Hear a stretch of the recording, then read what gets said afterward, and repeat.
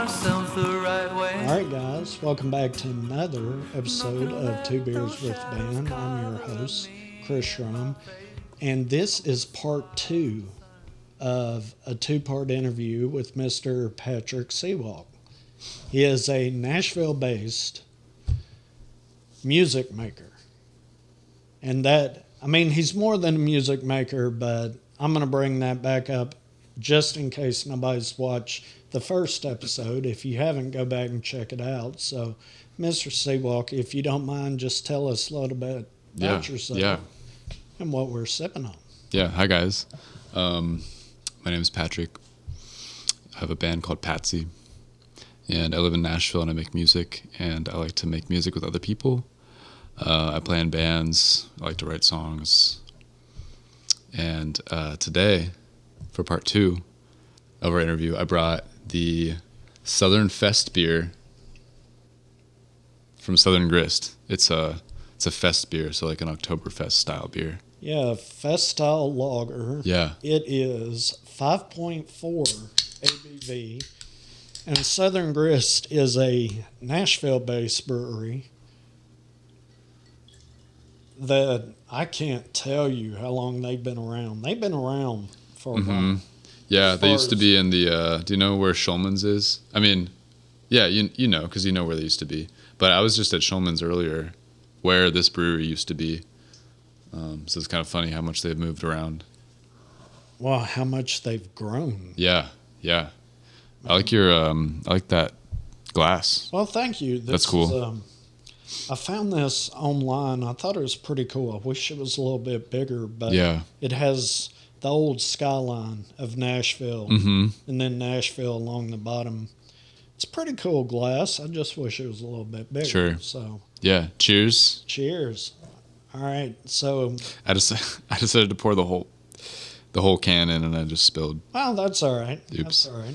You're gonna sip a little bit out of it, so it'll be all right. The table gets a little bit. So yeah. All right. All right. So what do you think? It tastes like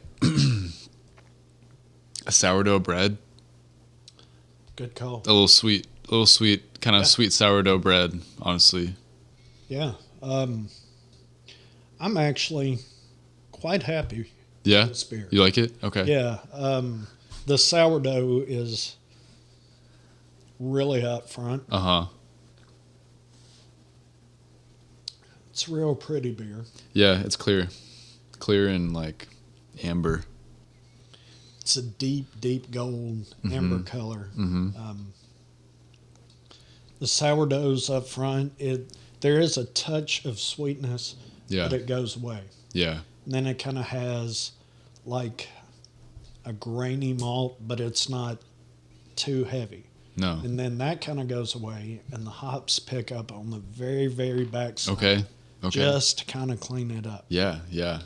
The finish is about medium length, I would say. But it is a very, very clean beer, very good flavors. Definitely. I'd say like medium light body. I could drink a 4-pack of this. Yeah. Yeah. For the small price of $14.99. Right. At Southern Grist, yeah. Here in Nashville. Yeah. All right. Well, I think we left off somewhere right around, do you have a full-time job? Yeah. I don't have one job that's full-time. I'm a bartender at a place called the Soho House in Nashville. I'm part-time there, but I've got a few other side hustle kind of things. So if you combine everything, I work around the clock and don't really stop. And that includes music. That includes music. That includes some other random kind of odd job stuff that I do. Okay. Well, besides bartending, what do you do to make money? So I used to work for a home remodeling company. And so nowadays for friends who have homes. I'll come and do projects in their house. Like my friend Taylor Ann, I redid her kitchen for her, like new countertops installed, flooring, did the tiling, yeah, all sorts of stuff. So anybody in Nashville, maybe in the indie music business, needs to get a hold of you for a home repair and home remodel. Sure, yeah. I'm not necessarily advertising my my skills, but if you need some help, I have 2 shifts this week at my bar, so I've got plenty of time. Okay. Well, yeah. I mean, between working on music and working at the bar, which I'm sure both those combined, that's 2 full-time jobs. Yeah, it is. I feel like I don't really have days off, so to speak. But yeah, no, it's something that's, I built my life around flexibility.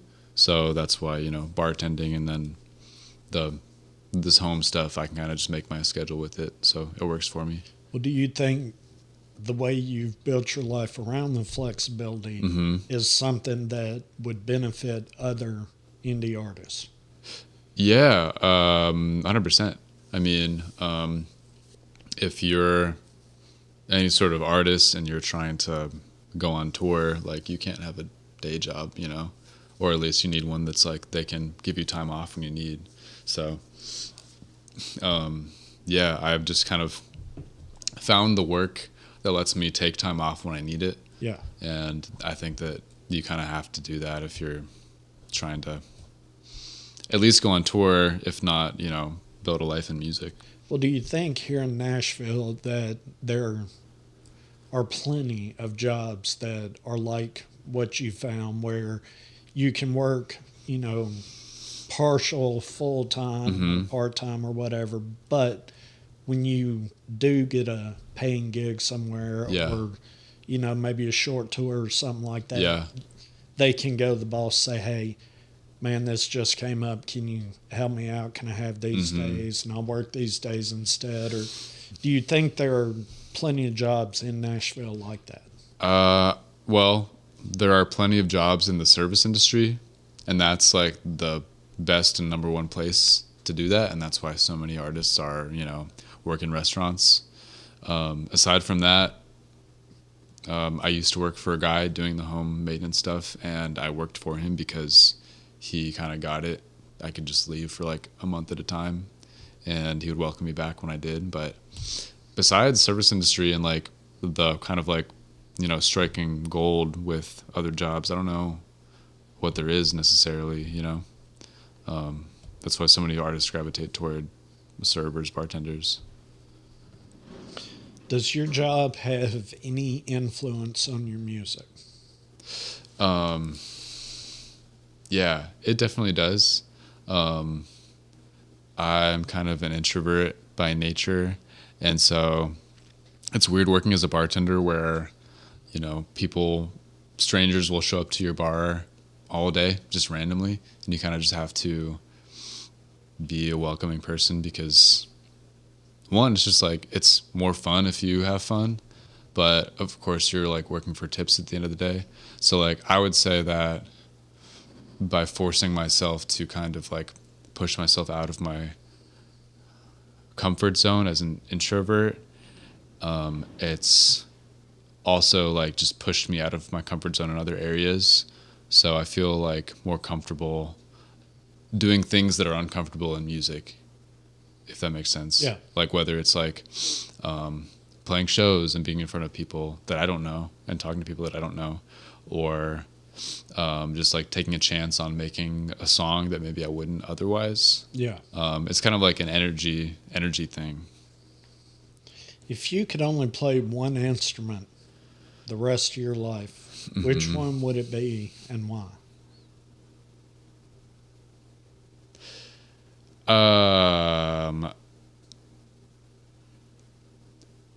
This sounds cliche, but it would be the guitar. Mostly because you lost something back there. Yeah. But it's okay. I was kind of like going between guitar and piano, because I feel like very expressive on the keys. But something about being able to like hold a guitar like into your body. Yeah. It like becomes like a part of you. Yeah. And you can take it places. You can't take a piano anywhere. Right. And something about like that instrument becoming a part of you, I find that I can write better songs that way. I feel a little more disconnected if I'm writing a song on the piano. So I'd go with a little beat up acoustic guitar would be my instrument of choice. Do you feel that playing multiple instruments is vital to the way you make music? Yeah, it is, because I don't make music in any one sort of way. I have a lot of different sources of inspiration, and I also get bored pretty quickly. And I'm into all sorts of music, and I think that if I kind of get stuck in a rut with like writing in one sort of way, it's easier for me to just kind of like hop over to something else. And if I've been like in guitar world for a month, and then I'm like, okay, I'm kind of just playing the same stuff over and over, I'll hop over to the piano, and it's like, oh, this is a new world. I haven't done this in a couple weeks, you know? And so it's like I can short circuit my muscle memory and kind of just like go off of feeling and what I'm hearing. So yeah, big time. For like what I'm trying to do and what I want to do and what I like to do, it's pretty essential that like I can access the creative process from the beginning from different instruments. So yeah, that's pretty important to me.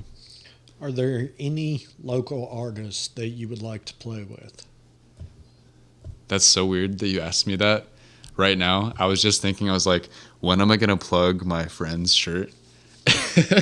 I was like, so this is my friend Alex's project, Alex Moore. It's called Suckface. He's a great songwriter. It's like rock's pretty hard. I would say like sad boy bangers. He's great. He's a great friend of mine. I play with him in another band. And but you asked who I would play with? Yeah. Yeah. I'm trying not to be stumped by that question, because I don't know many artists that are doing what I'm trying to do in Nashville, which is kind of like blend genres in like a particular way.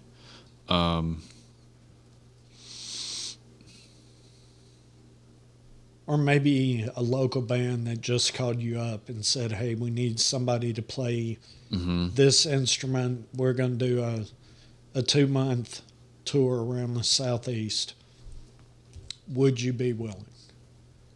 Yeah. I mean, there's a band in Nashville that I love called New Mangoes. They used to be called The Jag once upon a time, and they changed their name. But they're probably my favorite Nashville band. I think like a Talking Heads meet like 1980s like underground rock in New York, but like this guy has like an awesome voice. His name's Tyler.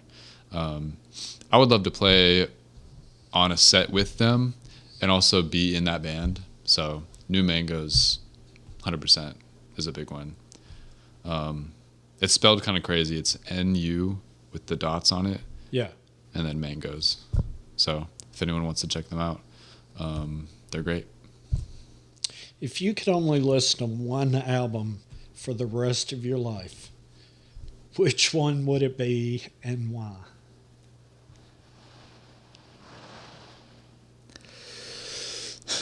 I feel like the very, very first thing that came to my mind was In Rainbows by Radiohead.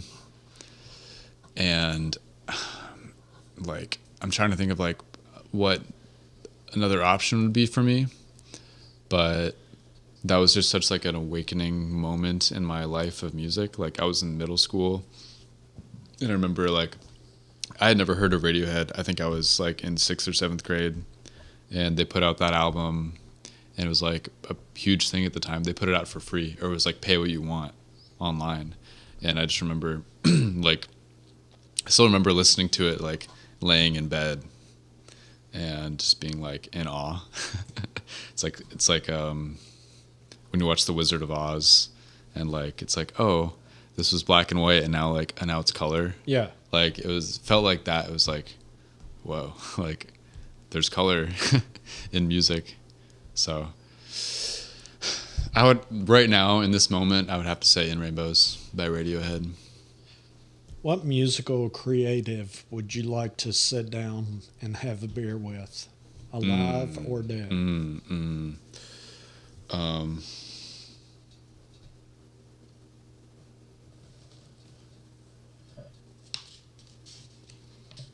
My heart's like racing at this thought of this, but like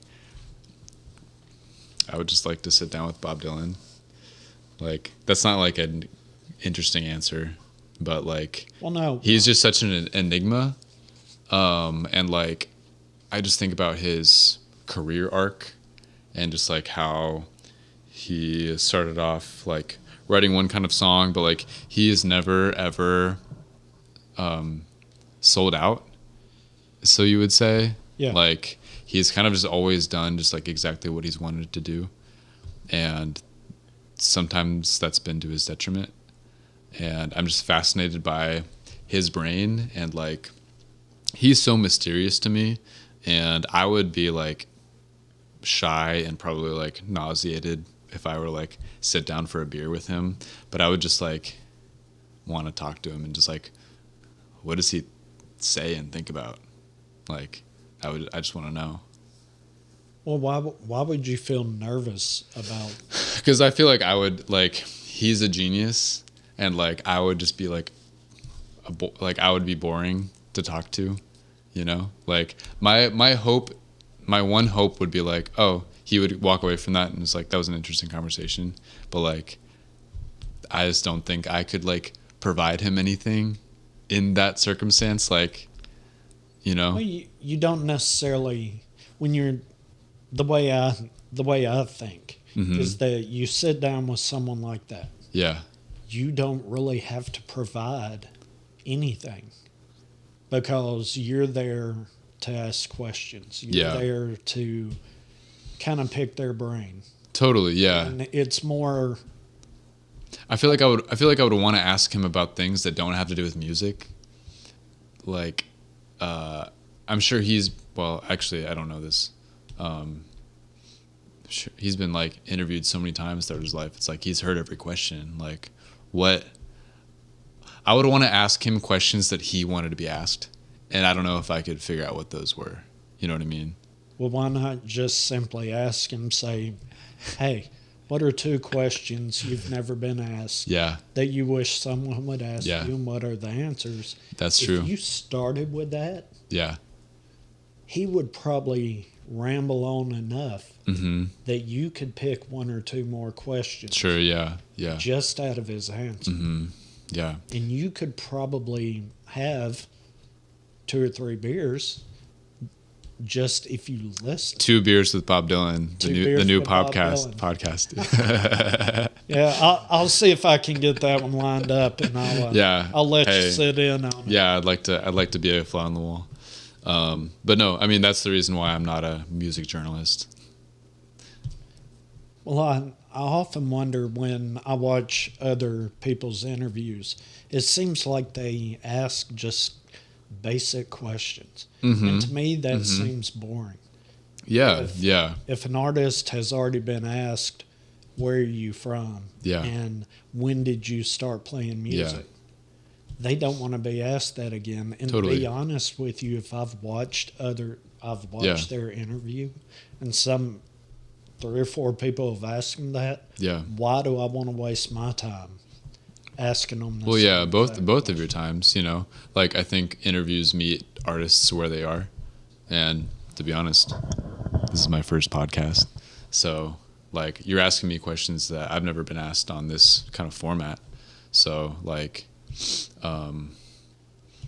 if people already know where someone's from, don't ask them that question, you know? Right. Yeah. And I think that honestly, when I interview artists that either one have never been interviewed Yeah. or they've only been on one or two interviews, Yeah. they'll tell people where they're from at some point. Yeah, it's part of their story. They'll say it. Yeah. So I'm not necessarily going to start out with the basics. How old are you? Where are you from? How long you been in Nashville? Yeah. What's your weight? Huh? I said what? And what's your weight? And what's your but hair color? You don't ask females that because that'll end the interview. I think really, I'm 170 pounds. I think so. What is the best advice you've been given as far as music goes? I don't know who told me this, but this is what it is. Is like find the thing that makes you weird and roll with that. Have you done that? I'm trying to do it. I don't think about it every day, but I guess as like I kind of come into myself as an artist, I try, and I'm learning all the time, like more and more who I am, and I try to embrace what it is that I think I am. And so instead of like checking the boxes and being accessible to people, just like figure out what it is that makes you different and like lean into that. And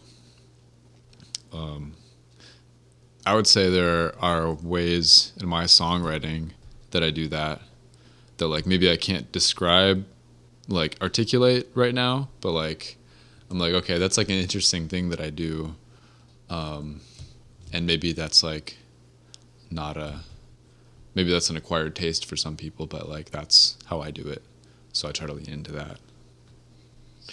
Well, if you try to lean into what you think is weird, Yeah. would you say that mental health has something to do with your music?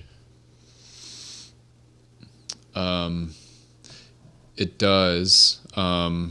Maybe not related to the last question, but I would say that my mental health is key to like my overall well-being, and my overall well-being is key to like me being a creative person. So like if I'm not feeling well mentally, if I'm depressed, if I'm stressed, if I'm anxious, like frankly I'm less likely to want to be creative. Right. And I think that everybody is different with how they cope with like their mental health and mental illness. Sometimes like I think that beautiful music can come out of depression, or like anxiety. And I've written songs from those places, but like I don't want to seek being in that mental headspace. Yeah. So that I can make that sort of thing. I learned a long time ago that when I'm happier, I like making music more.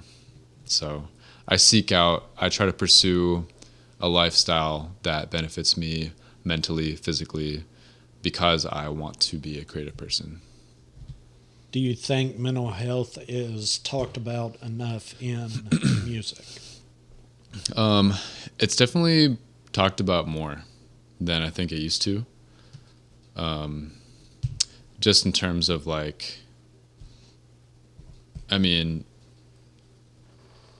seeking help, like therapy, etc., I think it might be fair to say like normalized now.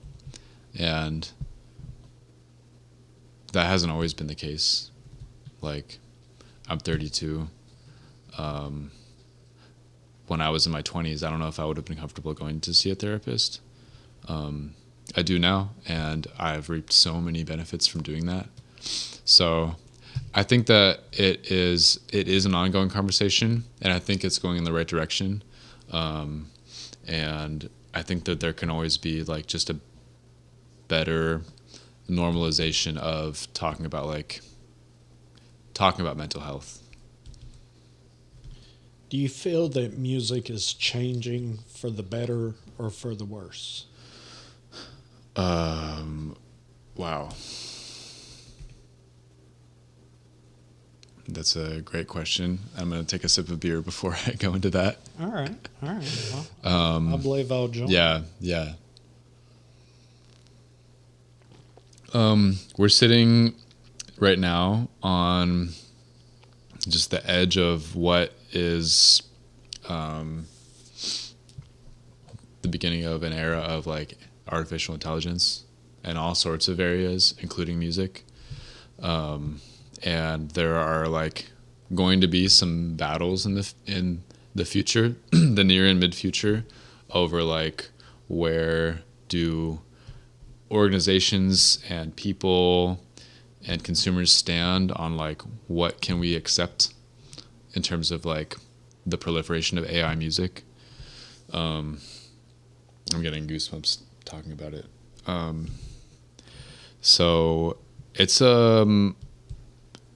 in that way, it's a really scary time to be an artist or a producer when you can go to a platform and type in, I want to hear a dark wave song about my dog with like cool guitar riffs, and it'll make that for you. And like, it's right now it's lifeless. It's just like imitating everything that's ever been put out. But there are like also tools that producers use that use artificial intelligence. Like if I'm trying to come up with a sound, I can do the same thing and get that. And so is music changing for better or for worse? I think that there's a lot of, I don't know what you call it, sludge? What's the word for all the AI stuff that's out there now? Well, my next question was, what are your thoughts on AI in music? Okay, well, I think I'm answering that right now. Yeah. But I think that human-made music is getting better because the world is always becoming more and more interconnected. And I also think that the world's going through like a kind of scary period, just all around, just globally. And the truth is that hardship produces good music. And there's just a kind of wild times that we live in, it feels like. Yeah. And so I think some great music is being made. It's just like, do we have the willpower as a people and community to like decide to say no to artificial intelligence in music? I think music is always getting better. There's no such thing as like, oh, this era was like the best. Like every generation is always making what feels right to them. So I can't really judge it in that way. What do you do for fun? It's a funny follow-up question. Kind of get out of the The deep existential dread. Yeah. Let's try to turn it around a little bit. Okay. So, yeah, but I mean, seriously, what do you do for fun? Yeah. And I asked that for two reasons. Okay. One, to kind of steer away from the content that we just talked about. Yeah. Because, I don't know, maybe people don't feel comfortable answering those questions. So sure. I think once I've kind of gone down that road, I need to redirect. Plus, at the same time, I'm just curious, what do musicians, creatives, what do they do for fun? Yeah. So someone asked me recently, like, what my hobbies are outside of music. Yeah. And I was like, drinking? But no, that was like a joke. Like, but there's more than that. The truth is that if you're going to be successful in music, which I'm still working at that, you have to either be like gifted, supremely talented, and like you just have like music coming out of your fingertips, or you work your ass off and you figure out how to make music be your obsession. And that's what I'm doing currently, is like how do I make music be my entire life, because that's what I want it to be. So when I'm not practicing instruments or working on songs or working on being a better producer, I'm the most likely other thing that I'm doing is hanging out with my friends, probably at a bar. If I'm not doing that, I like learning other languages. I'm learning Spanish currently on my phone. I like to cook. It's kind of not gratifying for me if I'm cooking for myself, so I like to every once in a while have friends over for dinner and like cook for them. And in that same vein, I have a big smoker at my house. Yeah. And I'm not good at it. The last thing that I made was like the driest pork shoulder you've ever had, but like I like to barbecue things and smoke things. Was it smoky though? I mean, it was smoky. Did it have yeah. Did it have a good smoke? Did it have a good flavor? It had a good smoke, but it was like, it's like you finish eating and you're like, oh, my jaw just got to work out, you know? Oh, so it wasn't tender. No, it was dry and tough, is what I'm saying. Dry and tough? Yeah. How long did you have it in there? It's probably like 8 hours. I got this cool, like, Bluetooth thermometer thing that, like, hooks up to my phone so I can, like, see the temperature. Oh, you know what? This was the problem. I ran out of time, so I had to take it out of the smoker and put it in the oven. Okay. I was going to say, yeah, that seems a little strange. Plus, you got the Bluetooth. Yeah. So thermometer. I'm always just kind of over optimistic with what I can get done in a certain amount of time. So it tracks. Do you think that downtime away from music is good for your mental health and musicians' mental health? Yeah, I think so, and I wish that I did it more. Personally, I'm kind of always coming from the mindset of like, oh, I've like got so much like work to do, so many projects to finish and work on, like so much to achieve, and so I don't really give myself downtime.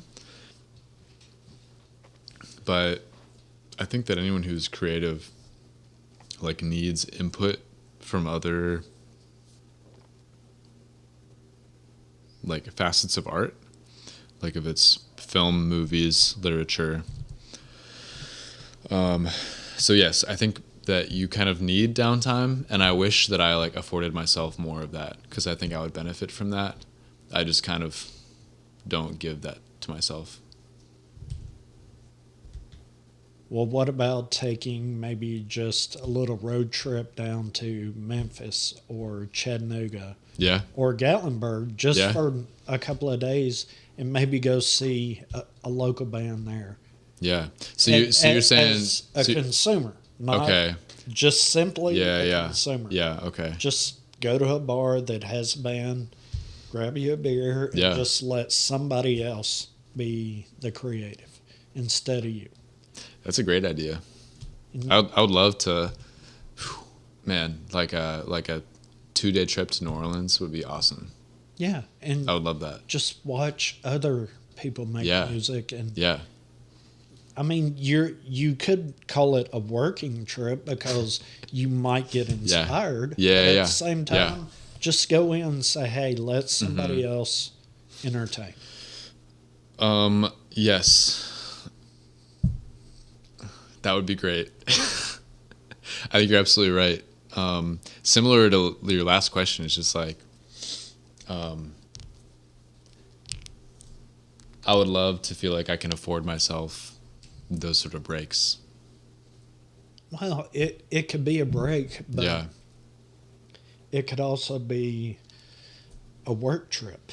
Yeah. Yeah. If music is a job for you. Yeah. No, you're right. Like it'd be cool to like set some sort of like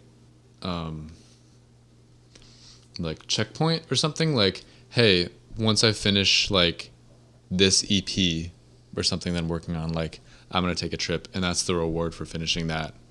It's a great idea, actually. There you go. Yeah. And go listen to Yeah. Creole or go listen to Delta Blues. Yeah.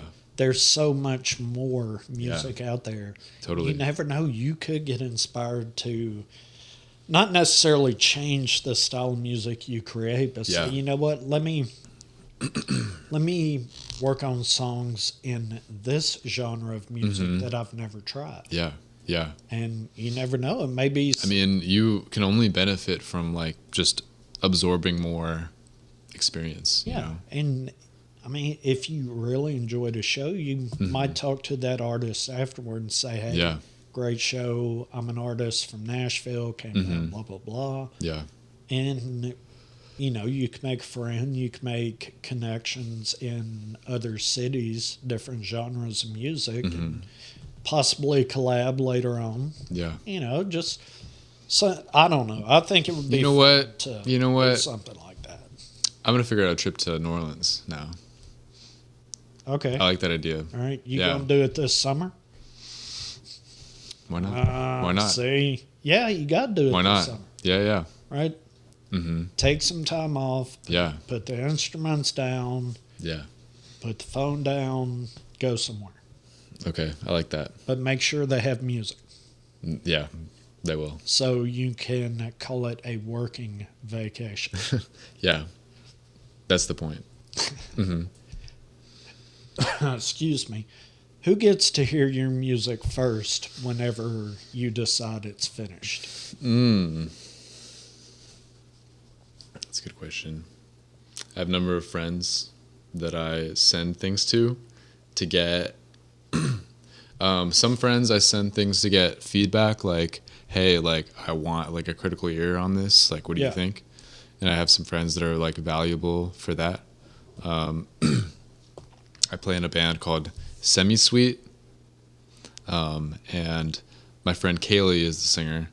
I just finished a song, and I sent it to her, and she gave me some pretty valuable feedback that I appreciate. But I've got some other friends that maybe I know they'll kind of be excited about what I make, and so it's like nice to kind of get some good energy. So I've got some friends, Nicole and Wendy, and a neighbor of mine. She's also a friend named Celia. I like sending them stuff, and that's just kind of like a good, like, I feel good about this, like I'm excited to show it. And then I've got other friends, my friend Logan, who has played drums in all of my music with Patsy. He's like my number one like co-collaborator, I would say. So I sent him all kinds of stuff. And then I've got a friend, Gusty, as well, and I'll send him music, kind of just like a vibe check, like, is this cool, kind of thing. So I try not to do it, because once you write a song, it's a long journey from like song being written to like the song is out and you've promoted it. Like, there's so much work to do that almost like you have to wait to get the gratification of the reaction of other people from the end product. Like, that's the motivation to get you there. Yeah. So I try not to share things too much, because it like spoils the end result. Okay. Do you feel your talent is getting the attention that it deserves?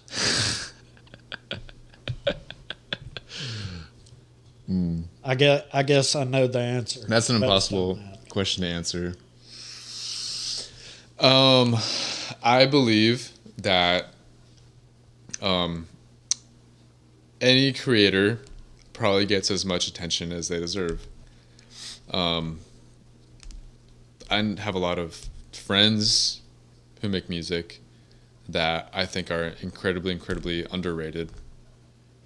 I don't know if I can speak on myself in that way to answer that question. I think that if my music were to, if I had a greater audience from my music, I think that I would have a bigger audience, and that's redundant. If more people listen to my music, I think more people would like it. So that's a non-answer to your question. I'm continuing to try to broaden my audience because I think that there are a lot of people that would enjoy my music that haven't heard it. How are you broadening your audience? I'll tell you one way that I'm not broadening it is that I haven't played any shows with my own music in about 2 years. I was trying to take my band on tour, and I had a van, I had all this stuff, and I kind of hit like a late 20s like existential crisis of like, why am I doing this? Why am I making music? I realized I was not pursuing my artistry for the right reasons. Like it's kind of stopped being about the music and was more about my ego, and I wasn't enjoying the music I was playing anymore. I thought it felt kind of stale, and so I was like, well, I have no choice but to stop doing this because this is like in antithesis with like my being, of like doing something that's not authentic to me. So I'm taking a break, and I've taken a break, and I would love to start performing my music again. And I feel the energy kind of brewing for doing that. I don't know what it'll look like. I was playing with like a 4-piece band, at times like a 5-piece band, and it I kind of you could say burned out, and I'm on the tail end of what was that existential crisis. Yeah. And I'm personally moving into a new phase of my life in terms of how I view myself and my creative self. And so I think that there's a future for me in performing. So to get back to your actual question, what am I doing to broaden my audience? This sounds so like sleazy, but I think that like social capital is a huge thing in this city as a music maker. There's no doubt. Yeah. So like, while I do get get a lot of like stimulus and enjoyment from being social and like meeting people and going out and seeing shows, I think I saw, what is today, Saturday? I was at 6 shows in the last 6 days. And like, it's because I love it. It's because I love music and I like drinking beer with my friends. But also there's a small part of it that's like, well, for doing what I'm doing, I kind of have to be like an active member of the scene.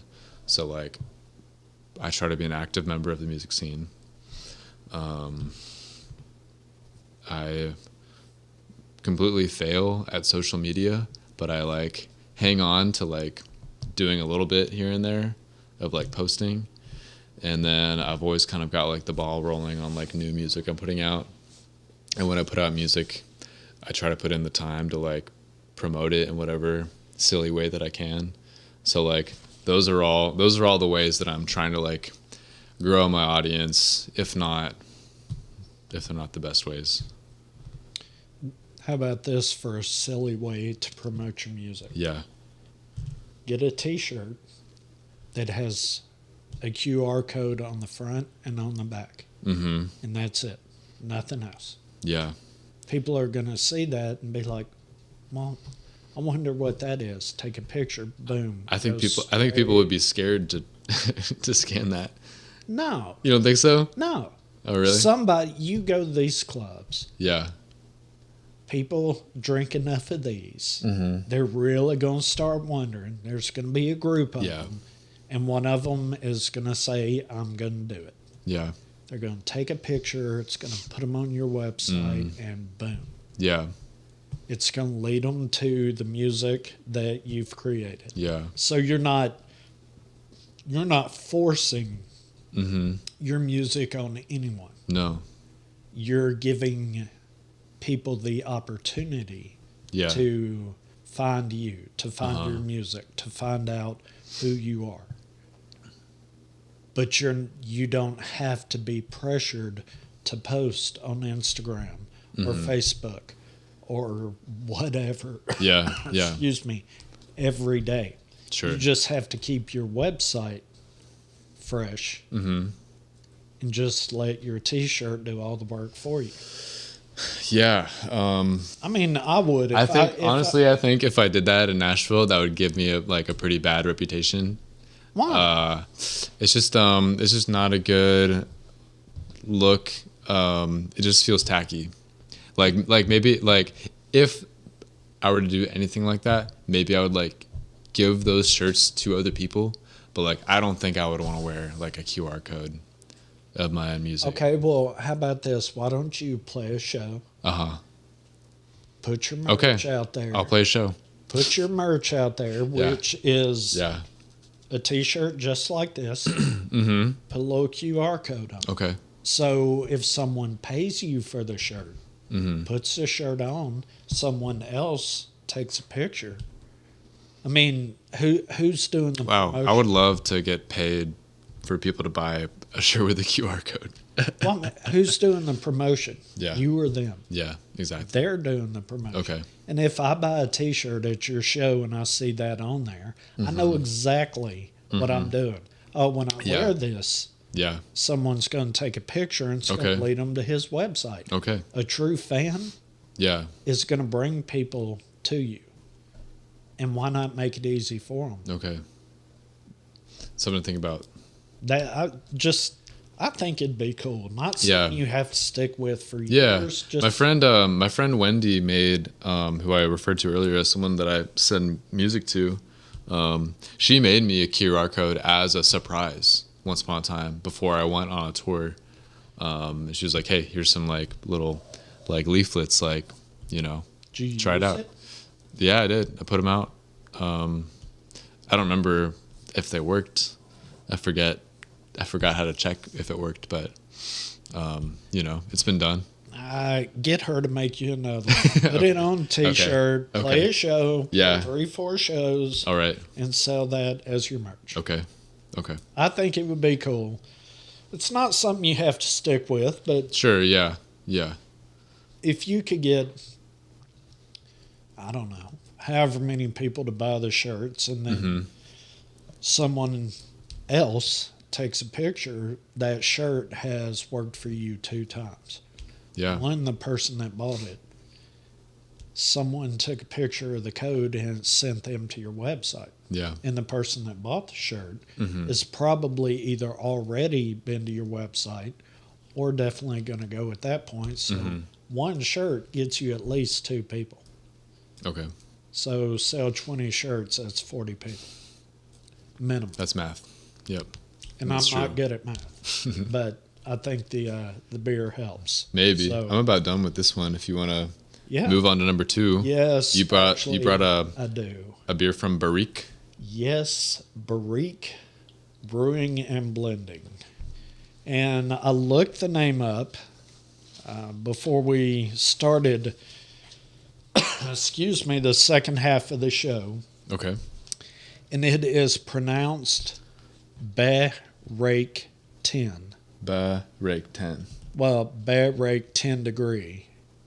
is Okay. the way this Yeah. is pronounced. Okay. And it is very unique for anyone that, well, I'm not turning it like that. There Yeah, it is. if you can see that label, born and raised in Nashville, I have a hard time reading that, so I had to look it up. But I enjoy Barrique Brewing and Blending. They do some very unique work down there.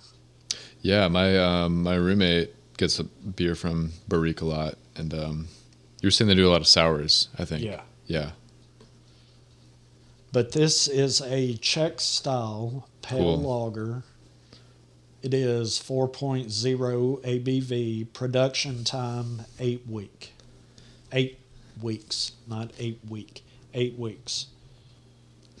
I guess like they filled this can up not as much as this one, because the first beer I poured, It's a different glass. it was like up to there, and that's why I spilled. Yeah, But it's- this one's like a little less. It's a different glass. Different glass. Yeah. So it's got makes that sense. little. It's a little bit wider Yeah. out Okay. there. So Okay. that's a good beer glass. That one is not. So This I is should this is probably- a good beer glass. I Yeah. should probably buy 10, 12 more like that. one. Yeah. But let's take just a sniff real quick. See what we get.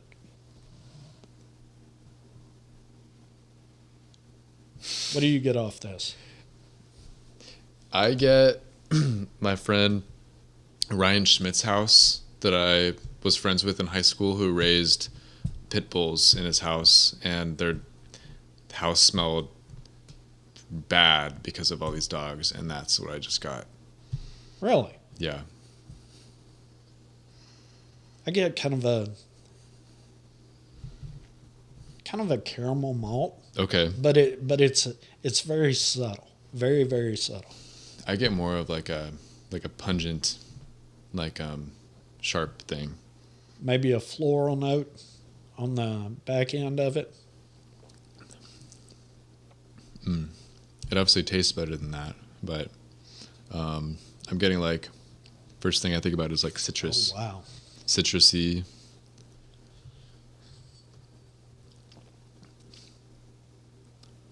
Grapefruity, but like not in the way of like an IPA. Like none of the sweetness, just like the tartness on the back and the bitterness. My initial thought when I took that first sip, Mm-hmm.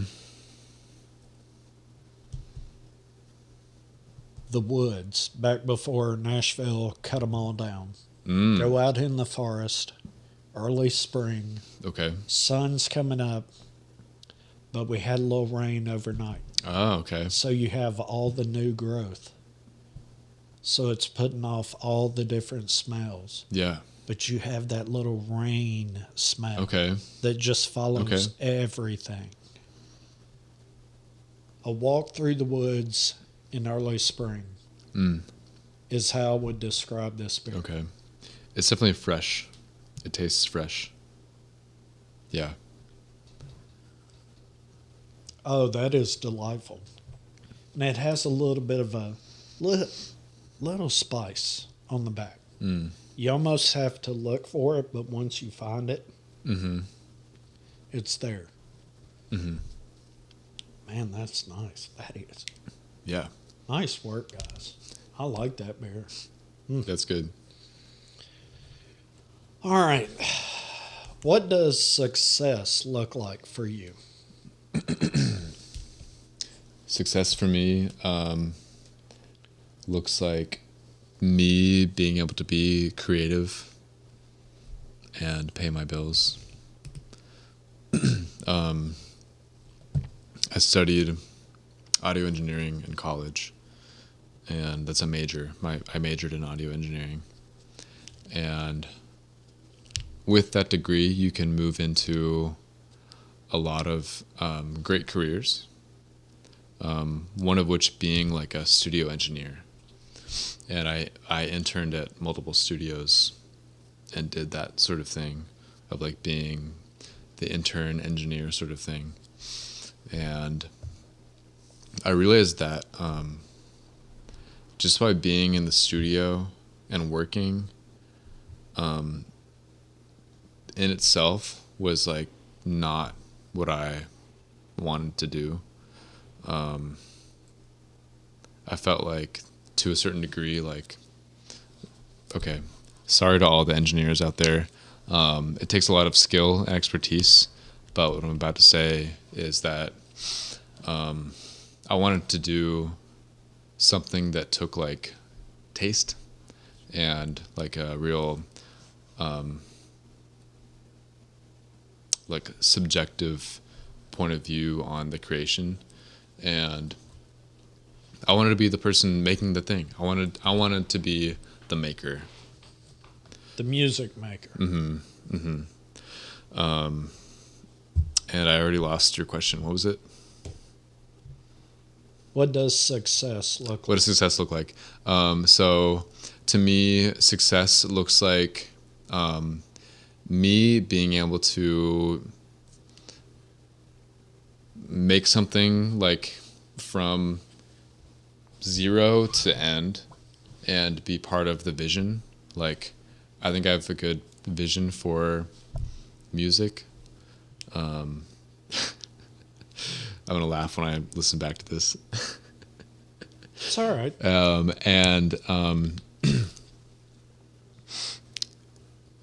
It's like just like utilizing my creativity and being valued for my creativity and my taste, and being paid for that. Like, whether or not like I'm writing the songs, like if a songwriter comes with the song to me and it's like, hey, I like the sound of the music that you make. I wrote this song. Let's make it sound cool. Like, that's what I want. I want that. I want to be able to have a creative vision and see it through, and to make my living doing that. What is your guilty pleasure song? Guilty pleasure song? Yeah. Tears in the Club by FKA Twigs with The Weeknd. Okay. FKA Twigs, I guess she just won like best electronic dance album this year in the Grammys. I'm not a big fan of that record, but she's a really cool and inspiring artist, even though I'm not like on board with her whole aesthetic. She is like an English like alternative pop artist who kind of got her start as a dancer. She really like kind of bends the norm with her music, and she wrote a song with The Weeknd on her second to last album, and it's called Tears in the Club, and that's my guilty pleasure. What is the one thing that no one knows about you that you would like them to know? The one thing that no one knows about me.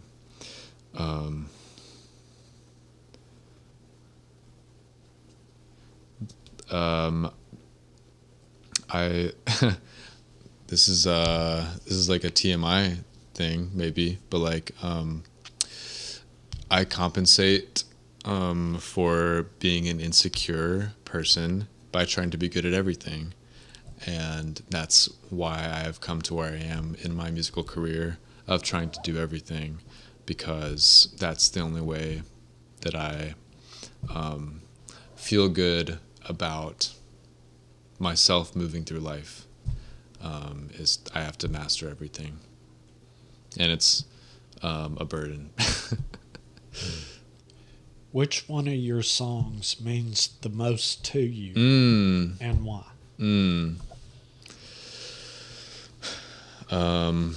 That's an easy one. I have a song called Doing All Right, and it's not the song that I think we entered in on the first episode, but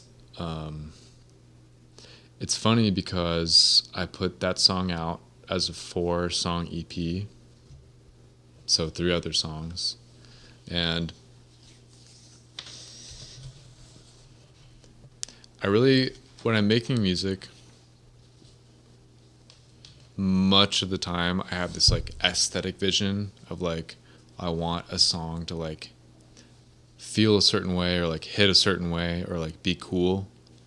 And there are 3 other songs on the EP that I feel like check those boxes more or less of like kind of matching that aesthetic that I'm going for. Yeah. And this song was one that like I felt a little embarrassed about because of how like emotionally honest I think that I am in the lyrics. And it was one that I almost like disregarded throughout the production process of this EP of like, oh, that's just like a nice song that like can take up room almost. Yeah. Phil. And yeah. And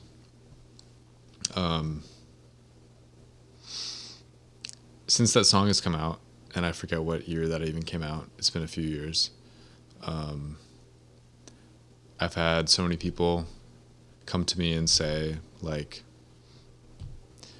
this song means a lot to me and is like has helped me through things. And I have a couple.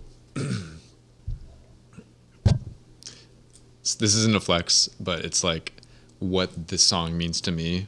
And so to answer your question, I have a couple friends that have had this song title tattooed on them. Yeah. And I was just like completely like blindsided by that and blown away that like something that I made could affect somebody in such a way that they would get that inked on their body. Yeah. So it's sort of like I didn't expect this song. This was like kind of like not a throwaway song, but I didn't think much of it.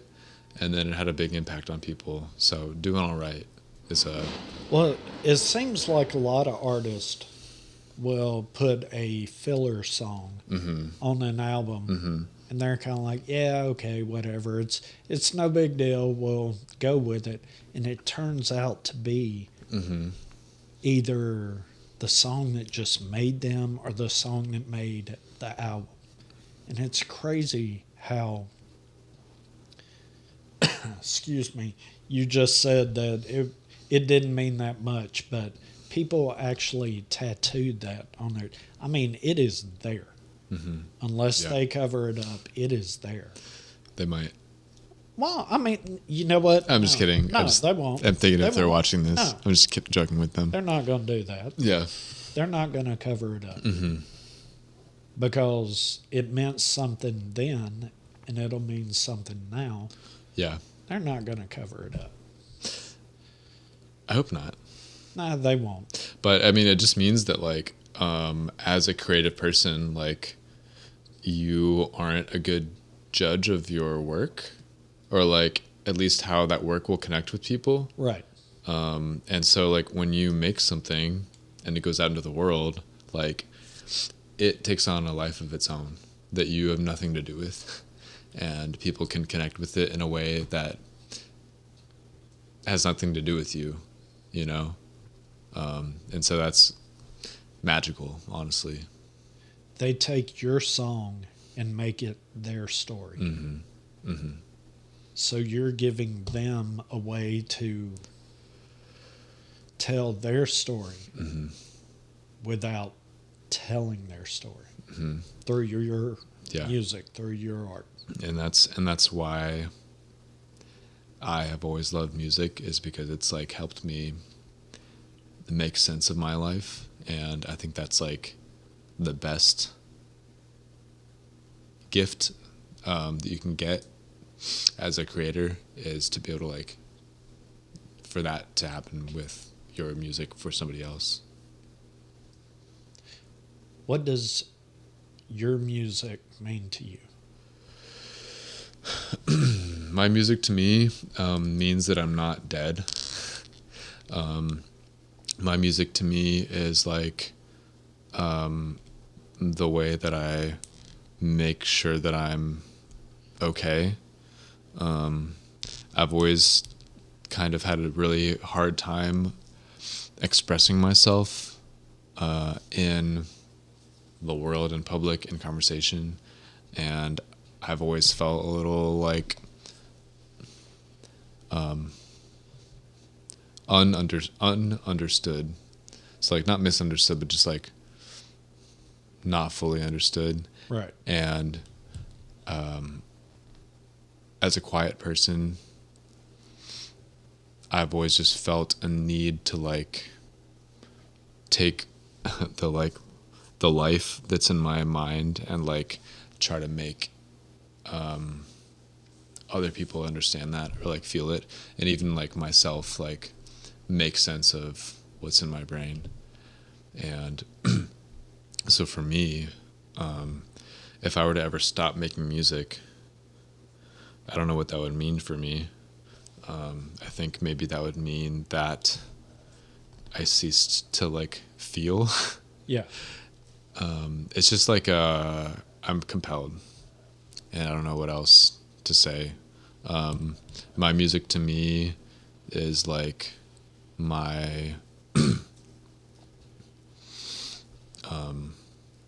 like mirror to myself, I guess. What should I hear when I listen to your music?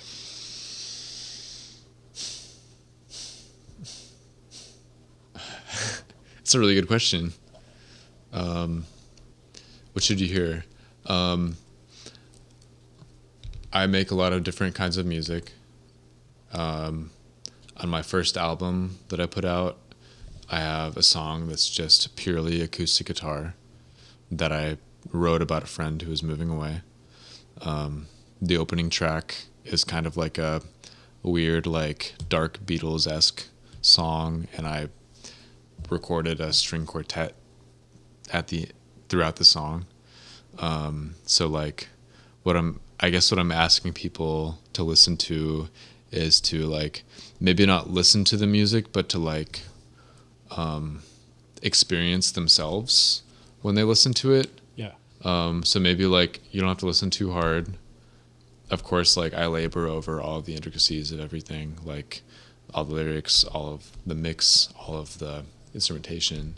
But like there's no one thing that I think that you should listen to. It's more like experience yourself listening to this music and like listen to that. And that's like a kind of hippie answer. But that's what I want. What can fans expect of you and your music in the near future? In the near future, I'm on the I'm starting to toy with the idea of putting out some of my music just under my name. So Patrick Sewalk. And that's that's going to include like a lot of songs that I've written that maybe I don't feel like fit with the aesthetic of Patsy. That also will include a lot of songs that I've co-written and produced with other artists, because that's been kind of like a thing that I've been working on, is just like collaborating more. So I think that those will be under just my name. And then I have hopefully 3 songs that will come out as Patsy this year. So just like kind of a lot happening with Patsy, and then trying to release music under my name for the first time. Where can fans find out more about you as far as all your social medias? Yeah. Anywhere, Bandcamp, Spotify. Yeah. I'm the most active on Instagram. So Patsy Music is my like band, kind of more like artist handle. Spell that. Okay, it's Patzy. It's like Patsy Cline, but with a Z. Music. In fact, I gave Chris one of these shirts here. I don't know if you can see it on camera. Super soft. Right. Patzy is that. But in terms of like my work that's maybe less of like my artistry work, but more collaboration, etc. My Instagram is sopat, but it's spaced by period underscore period, and it like looks like a little face. Yeah, it does. So period underscore period Pat. I thought that was unique when I looked you up and I saw that. I thought, I have never seen anything like that before. And then I stopped and I looked at it. I said, that means something. Mm-hmm. I'm going to have to revisit this and try to figure it out. I still like it. I made it in 8th grade and I still rolling with it. So. Well, it's cool. It's unique. I mean, thank you. Again, if you don't mind, tell the audience what you're. Oh, so Instagram is at so period underscore period Pat. So Pat. All right. Well, we are up against the clock for this episode, and I've already asked you this question, but I'm going to ask you again. Don't get nervous. I'm nervous. What are 2 questions you wished I would ask you in this interview that I didn't? And what are the answers to those questions? Okay. First, I'll say that it's the questions that I'm not expecting that are probably my favorite questions. But what are the questions that I wish I was asked? Maybe 1. Okay, 2. What do I regret the most about the choices I've made along my musical journey so far? And that's 1. 2, what advice would I give to my younger self as a, developing artistic person? What advice would I give that person now from my perspective? This beer's getting to me. Yeah, it is. And I think they're almost probably the same answer to those questions. So, like, what do I regret and what advice would I give?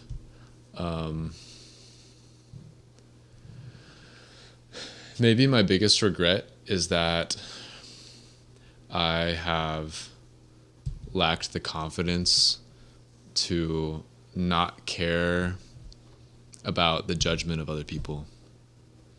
And it's easy to say like, oh, like, just don't care what other people think about you. But like, if you're not a confident person, if you're like trying to like fit in, like, easier said than done. Like, that's all you think about. And so like, I guess my number 1 regret is that like, it's taken me a while to find like my personal confidence and my confidence as an artistic person. And I wish that I could have found that earlier. And that's been like a personal journey of mine, not only like just as a musician, songwriter, but as like a person in general. And that's been like something that I've worked toward. So it's hard to say it's a regret. It's more of just like, I wish that like I could have learned this earlier. And then 2, what advice would I give to my younger self? I would say practicing is hard and boring, but do it. Okay. Yeah. All right. Well, ladies and gentlemen, thank you for making it to this part of the episode 2. Woo! You made it this far. Wow, congrats. If you enjoyed this episode, if you'll leave me a thumbs up and a comment below. Excuse me, if you didn't enjoy the episode, if you'll leave me a comment below and let me know why. And hopefully, before long, I will have Mr. Sewalk back in. And I would love that. I have a few more questions that I could ask him. But until then, cheers. Cheers. This has been great. Thank you. Yes, thank you, sir. Yeah.